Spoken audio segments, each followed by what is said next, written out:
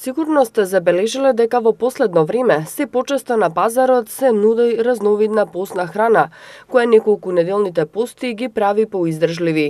Во екот на божикните пости, сигурно имате направено список на намирници по кои строго се придржувате. Но ние имаме новост за вас. Никако немојте да им верувате на производителите кои нудат шницли и гулаш од соја, сирење и млеко на база на растителни производи, посен маргарин, посен еврокрем или посен мајонез. Вистината е дека верниците кои постат внимателно ги читаат состојките на производите и често запаѓаат во недоумица која храна треба да се смета за постна и да ја конзумираат, а која е сомнителна и не треба да се користи. Се покажало дека повеќето од тие растителни имитации на масна храна всушност не се постни.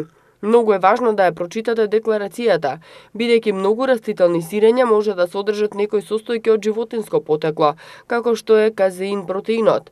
Ако купувате растителен кашкавал, проверете дали содржи казеин протеин. Постно е само сирењето од соја. Крем-бананите не се постни, бидејќи во нив се наоѓа желатин, кој се прави од животинско потекло. Истото важи и за гумените и желе бомбони.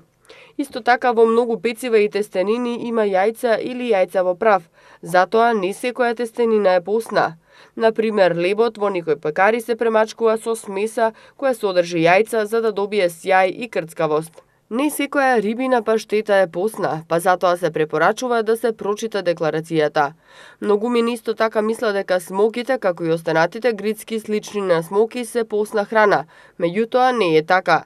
Тие содржат млеко во прав и какао путер, а овие состојки не се постни.